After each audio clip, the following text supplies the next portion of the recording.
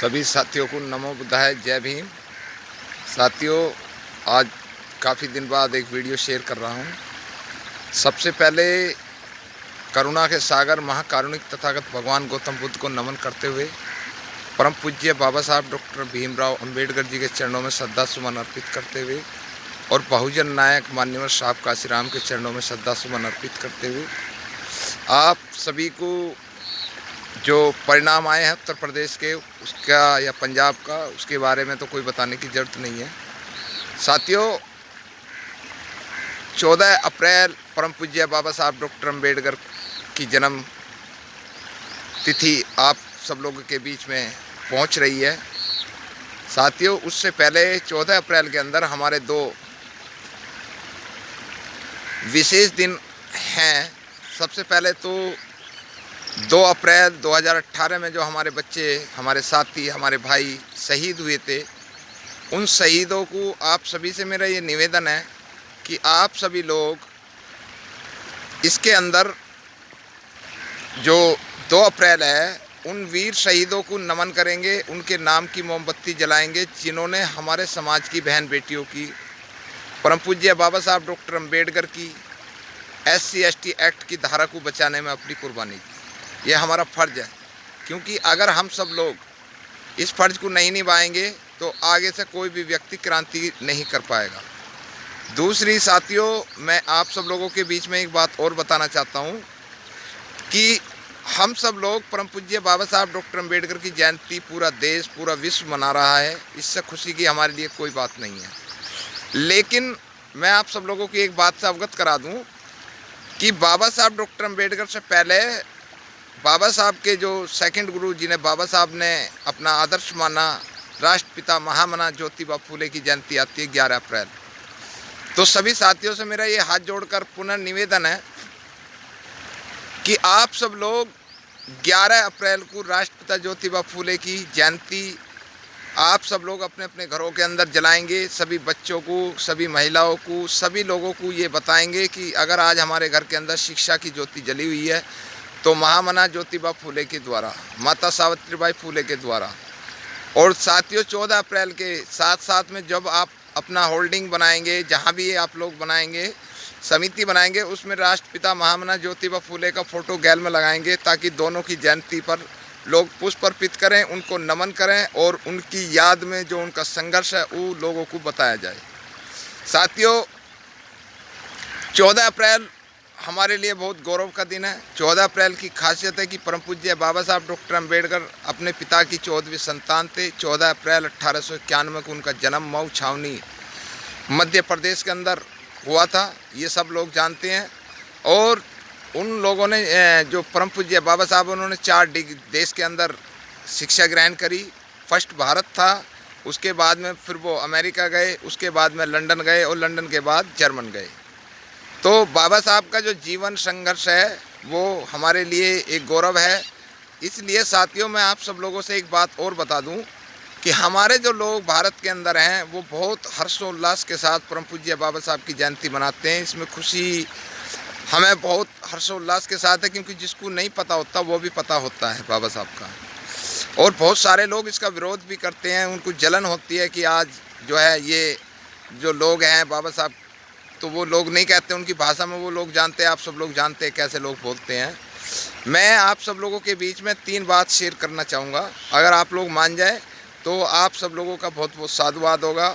हम लोग 70-72 साल से परम पूज्य बाबा साहब की जयंती मनाते आ रहे हैं और मंचों पर हम उन लोगों को आमंत्रित करते हैं जिनके या तो जेब भारी है या जिनकी शिक्षा भारी है, लेकिन उनका समाज के अंदर पे बैक टू सोसाइटी कोई भी योगदान नहीं है। ऐसा नहीं होना चाहिए। हमें मंच के ऊपर आमंत्रित उन लोगों को करना चाहिए जिन लोगों ने समाज के अंदर गांव-गांव जाकर महापुरुषों की विचारधारा को बढ़ाया, चाहे वो गरीब आदमी है, सोशल वर्कर है, कोई भी है, उसको तवज्जो दें, उसे सम्मान दें, ताकि उसके जैसे जैसा सम्मान पाने के लिए और भी लोग प्रेरित हों। चाहे वो अनपढ़ है, चाहे वो कम पढ़ा लिखा है, चाहे वो धनवान है, चाहे गरीब है, कुछ भी हो सकता है। लेकिन साथियों, हम सब लोग इस तरीके का वो नहीं करते, ये हमारे लिए बड़े अफसोस की बात है। दूसरी बात मैं ये करना चाहूँगा, बाबा साहब डॉक्टर अंबेडकर की जयंती परिवर्तन के लिए है।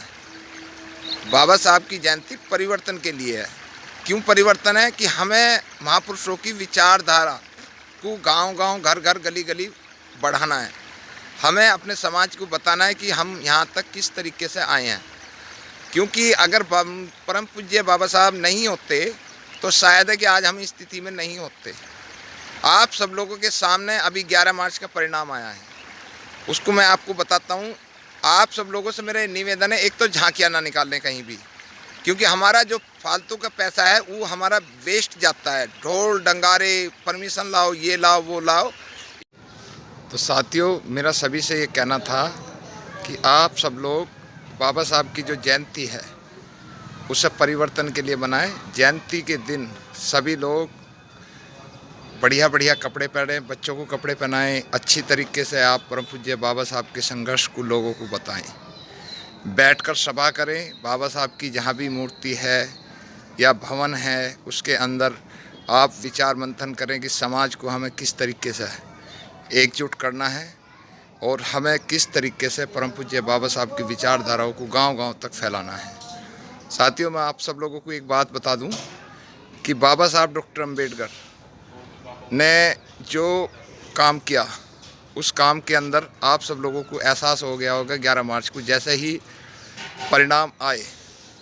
परिणाम चुनाव के थे। अगर परम पूज्य बाबा साहब ने हमें आरक्षण नहीं दिया होता संविधान के अंदर तो शायद है कि जिस तरीके से हमारे खिलाफ इस देश के अंदर दोबारा से षड्यंत्र रचा जा रहा है, वो षड्यंत्र क्या है आप सब लोग जानते हैं कि हमें ना तो किसी जनरल कास्ट के ने वोट दी, ना हमें ओबीसी के व्यक्ति ने वोट दी, ना हमें मुस्लिम समाज ने वोट दी।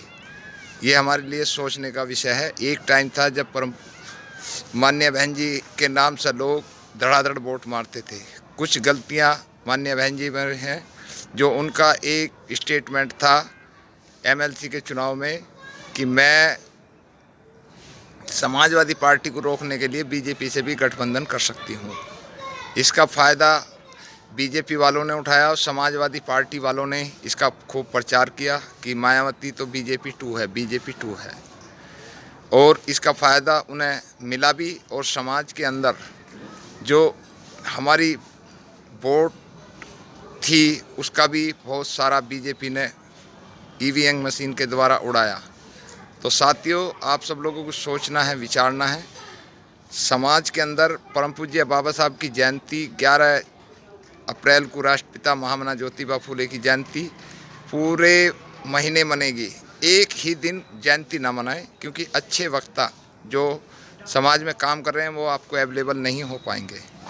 आप सब लोगों को हर संडे बाबा साहब की विचारधारा के लिए जयंती मनाइए। बुद्ध पूर्णिमा तक जयंती ही जयंती बनती हैं। आप सब लोग खुशी खुशी समाज के अंदर अच्छा काम करें, बच्चों को पढ़ने के लिए प्रेरित करें। आपके साथ में जो भी आप लोग मदद कर सकते हो अपने समाज की, उसको मदद को निःशुल्क करें ताकि उसे देखकर दूसरे लोग भी परिवर्तन करें। एक बात मैं और कहना चाहूँगा कि ये जो बहुजन नाम से जो मंच चल रहे हैं कि SC ST OBC, इन मंचों को तुरंत ख़त्म करा जाए।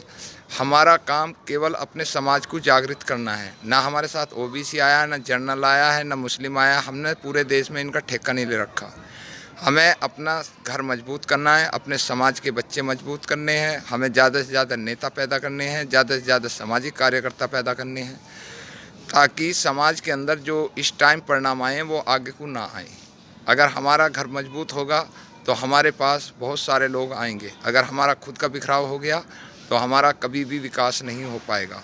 अगर बाबा साहब डॉक्टर अम्बेडकर हमें आरक्षण नहीं देते तो 86 सीट मैं उत्तर प्रदेश की आपको बता रहा हूँ, 86 सीट में से एक भी SC में एक भी जाटव समाज जीत कर नहीं जाता। जिसमें 86 के 86 SC गए हैं, लेकिन उसमें से मात्र केवल 21 जाटव समाज के व्यक्ति हैं। बाकी जो दूसरे समाज से आते वो SC कैटेगरी में हैं, लेकिन उनकी जय जयकार जय श्री राम की है। वो हमारा समाज का नुकसान कर अपना फ़ायदा उठा रहे हैं। तो साथियों, आप सभी से मेरा ये पुनर्निवेदन है कि आप सब लोग अपने समाज को जागृत करें। हम सब लोग मिलकर प्रयास करें कि किस तरीके से हम महापुरुषों की विचारधाराओं को गांव-गांव, गली-गली, मोहल्ले-मोहल्ले पहुंचाएं। आप सब लोग एक ही दिन का प्रयास ना करें कि 14 अप्रैल को आप हमारे यहाँ नहीं आ सकते, हम आपके यहाँ नहीं जा सकते। ये हमारी जो विचारधारा है ये गलत है। हर संडे को बाबा साहब की विचारधारा मनाइए, हर संडे को बाबा साहब की जयंती मनाइए, अच्छे अच्छे वक्ता बुलाइए, महिलाओं को आमंत्रित करिए, नए नए युवाओं को बोलने का मौका दीजिए। मंचों पर बोलने का मौका देंगे तो वो लोग के अंदर एक मनोबल आएगा। इन्हीं जयंती के साथ साथ आप सब लोग बुद्ध पूर्णिमा के लिए भी अपने लोगों को बताएं कि बुद्ध की ओर जाएं, बुद्ध की शिक्षा ग्रहण करें। और आप सब लोग एक विशेष ध्यान रखें कि बहुजन नाम के जितने भी संगठन हैं इनका बहिष्कार करें। एससी, केवल एससी जागरूकता मंच बनाएं। एससी जागरूकता मंच से ही हमें तरक्की मिलेगी। आप सब लोग समझदार हैं। आप सब लोगों को मेरी देवेंद्र गौतम की तरफ से आप सब लोगों को 14 अप्रैल की हार्दिक हार्दिक शुभकामना। मैं दोबारा फिर आऊँ आपके पास में। और एक बात मैं फिर दोबारा से आपको बताता हूँ कि अरविंद केजरीवाल बाबा साहब की विचारधारा को बढ़ा कर 2 जगह सरकार बना गया। हमारे 4 आदमी, माननीय बहन जी, माननीय चंद्रशेखर आज़ाद जी, बामन मेश्राम जी, भानु प्रताप जी और ऐरे गहरे कितने सारे लोग हैं, ये सारे मुख्यमंत्री बन गए हैं। अब हमारे लिए कहावत थी कि 4 चमार एक साथ तब चलते हैं जब 5वां इनके कंधे पर होता है। ये इन्होंने साबित कर दिया। ये 4 आदमी एक साथ बैठकर चाय नहीं पी सकते, बात नहीं कर सकते, एक दूसरे के घमंड में ऐसे बन रहे हैं, सारे के सारे मुख्यमंत्री बन गए हैं ये। और ये समाज को जोड़ने का प्रयास कर रहे हैं। तो सब लोग अपनी अपनी ओर खींच रहे हैं। इन सब लोगों को हटाओ और नया विकल्प लाओ। नमो बुद्धाय, जय भीम।